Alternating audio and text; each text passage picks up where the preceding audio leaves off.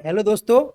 अब मैं आपका परिचय कराता हूँ दूसरे सफलतम उम्मीदवार हमारे सुशील सिंह भदौरिया जी से, जो पटवारी में सफल हुए हैं। इनको शहडोल जिला मिला है तथा ये भी अपनी क्या कहते हैं फर्स्ट रैंक इन्होंने हासिल की है शहडोल में। तो अब मैं इनसे जानना चाहूँगा कि आपने संस्था में पढ़ा, क्लासेस की, आदेश क्लासेस में मेरे द्वारा अध्ययन किया, और कितना मेरा योगदान रहा, क्या चीज़ें हैं, और कितना संदेश आप आज की युवा पीढ़ी को देना चाहोगे। क्योंकि सबसे बड़ी बात ये होती है कि जब पढ़ते हैं और आप भी पढ़े, आपके साथ भी पढ़ रहे हैं बच्चे, तो ये समझ में आता है कि कौन कहाँ गलती कर रहा है, क्योंकि अपनी गलती किसी को दिखती नहीं है। तो इस हिसाब से आप वो चीज़ें बताएं विद्यार्थियों के लिए जो उनके लिए मील का पत्थर साबित। मैं कोरोना टाइम से पढ़ाई शुरू करना चाहता था, लेकिन किसी कारणवश नहीं हो पाई। मुझे क्या है, सही से कोचिंगों का मार्गदर्शन नहीं मिल पाया। कुछ दोस्तों ने बताया मेरे को कि आदर्श क्लास पे चलो, तो वहाँ सर अच्छा पढ़ाते हैं मैथ, और मुझे मैथ बिल्कुल नहीं आता था। फिर मैं आदर्श क्लासेस पे आया। उस टाइम पुलिस कांस्टेबल का एग्ज़ाम चल रहे थे, तो मैंने वो भी क्वालिफाई किया था, लेकिन उसमें मेरिट में नहीं हो पाया। ठीक है, उसके उसको करने के बाद पढ़ाई कंटिन्यू बनी रही। धीरे धीरे धीरे धीरे मैथ और अच्छा होता गया, पढ़ते रहे कंटिन्यू। तो मैथ पढ़ते पढ़ते जीएस, जब कुछ नहीं आता था बहुत कुछ आने लगा। सीखने की चाह होनी चाहिए तो आदमी कुछ भी कर सकता है। और धीरेन्द्र सर के पास आए, इनने हौसला अफजाई करते रहे। कंटिन्यू हर हफ्ते टेस्ट होता था। टेस्ट में अपना नंबर आते, कम ज़्यादा होते थे, उससे भी आपस में कंपटीशन बढ़ता। और पढ़ते पढ़ते आज पटवारी में सिलेक्शन हो गया। कंटिन्यू कम से कम 2 साल तो लगे हैं पढ़ने में, लेकिन ये है कि कंटिन्यू करोगे, कोई चीज़ टारगेट बना के चलोगे। तो एमपी में क्या है, वैकेंसी नहीं निकली, तो क्या है, कोई वैकेंसी नहीं निकली तो पढ़ाई तो ज़्यादा करनी पड़ेगी। अब वैकेंसी जैसे अभी निकली है पटवारी की, तो इसके हिसाब से इतना डिले हो गया। अभी आगे के लिए यही है कि जो पढ़ाई कंटिन्यू रखोगे और लगन होगी कि अपना टारगेट अचीव कि मुझे जॉब लेना ही लेना है सरकारी, तो ही है। और पढ़ाई 2-4 महीने करके कोई चाहे कि मैं कुछ अपना सिलेक्शन ले सकता हूँ, वो अपवाद के तौर पे हो सकते हैं 1-2, लेकिन सभी नहीं हो सकते। और सभी के लिए मेहनत बहुत करनी पड़ती है, और मेहनत करोगे तो फल अपने आप भगवान आपके जरूर देगा। मेहनत कभी बेकार नहीं जाती, कुल मिला के ये है। और वैसे मैथ के जीएस धीरेन्द्र सर बहुत अच्छा पढ़ाते हैं, और पढ़ाते उनको भी काफ़ी एक्सपीरियंस है पढ़ाने का, बहुत दिनों से पढ़ा रहे हैं आदर्श क्लासेस में। और पहले और वो सर ने भी पीएससी की तैयारी की है, अपने अच्छे से मैंने वो निकाला है, प्री मेंस भी निकाला है, जाके फाइनल में नहीं हो पाया। लेकिन ये उनने अपनी फिर कोचिंग लड़कों के भविष्य के बारे में सोचा कि माने मेरे पढ़ाने से लोगों का भविष्य अच्छे तरह सुधर सकता है, तो ये काम उन्हें अच्छा लगा और वो कंटिन्यू अपने जारी रखने लगे। चलिए, ये बताइए भदौरिया जी कि आप अपनी सफलता का जो श्रेय किसे देना चाहोगे। सफलता का श्रेय सबसे प्रथम तो माँ बाप का होता है, उनके बगैर तो कुछ नहीं है। अगर दूसरा कुछ है तो वो है गुरु।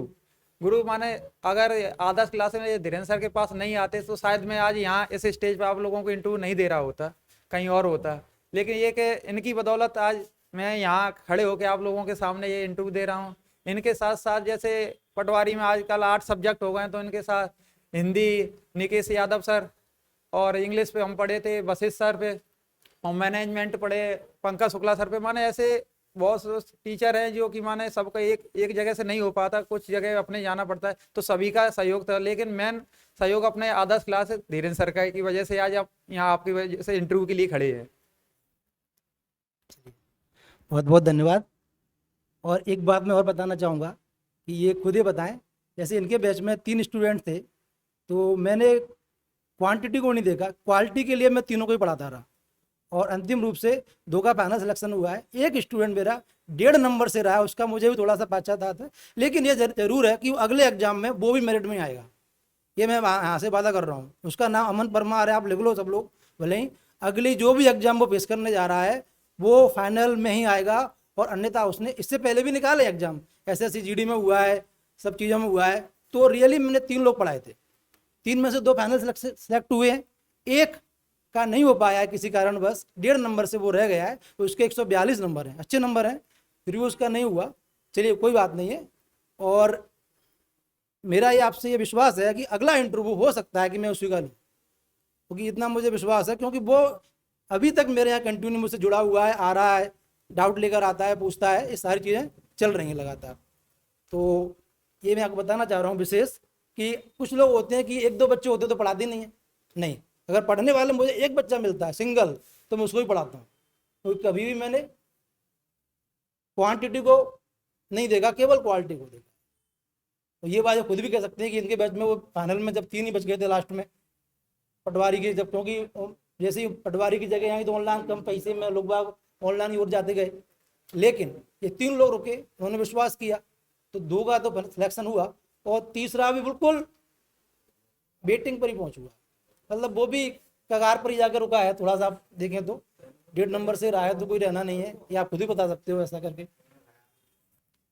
हाँ, जैसे सर की बता रहे हैं कि माने हम 3 लोग ने एक्चुअली में तैयारी की थी, पटवारी के बहुत सारे थे, लेकिन ऑनलाइन बैच लेने के कारण लोग ऑनलाइन चले गए थे, तो हम 3 लोग बचे थे, जिसमें से एक ग्राम सेवक अधिकारी बन गए सर, और एक मेरा पटवारी में सिलेक्शन हो गया। तीसरा था जो कि अमन परमार, वो 1.5 नंबर से रह गया, लेकिन पढ़ने में बहुत अच्छा, हो सकता है सर सही बोल रहे हैं कि कुछ अगले बैच में इंटरव्यू के लिए वही खड़ा हो इस जगह पे, हमारी जगह।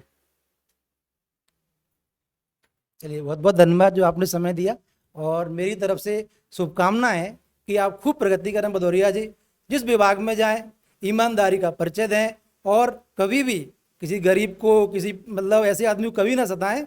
बस जो हमारे सिकरवार सबके सिद्धांत थे कि कभी किसी को परेशान नहीं करना है, बस वो सिद्धांत को आपको चलना है।